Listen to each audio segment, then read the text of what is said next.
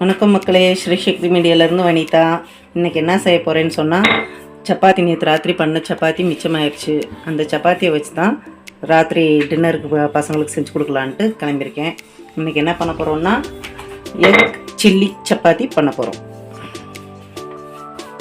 அதுக்கு எண்ணெய் ஒரு 2 ஸ்பூன் அளவு எண்ணெய் ஊற்றிக்கோங்க. கடுகு ஒரு ஸ்பூன் அளவு கடுகு போட்டுக்கோங்க. 3 வெங்காயம் நறுக்கி வச்சுருக்கிறேன், அதை இது கூட சேர்த்துக்கிறேன்.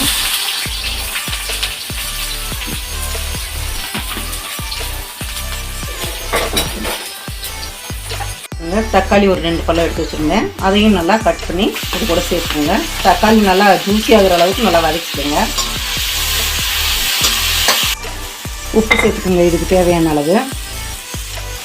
ஜீரக பொடி ஒரு 1/2 ஸ்பூன் அளவு சேர்த்துக்கோங்க. மசாலா ஒரு 1/2 ஸ்பூன் அளவு சேர்த்துக்கோங்க.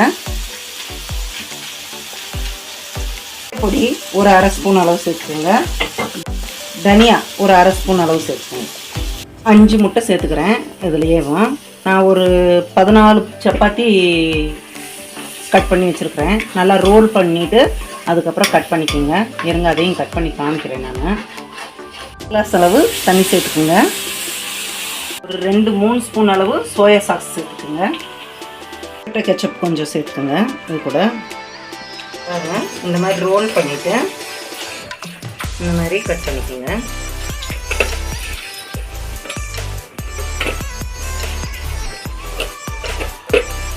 ரோல் பண்ணி இந்த மாதிரி கட் பண்ணிக்கோங்க. இந்த சப்பாத்தியை இது கூட சேர்த்துக்கோங்க. நல்லா மிக்ஸ் பண்ணிவிட்டு அதுக்கப்புறம் கொத்தமல்லி தழையை தூவி இன்னொரு வட்டம் மிக்ஸ் பண்ணிவிட்டு இறக்கிடுங்க. நல்லாயிருக்கும். செஞ்சு பாருங்கள், ஷேர் பண்ணுங்கள், எல்லோரும் கமெண்ட் பண்ணுங்கள், சப்ஸ்கிரைப் பண்ணுங்கள். வாழ்க வளமுடன்.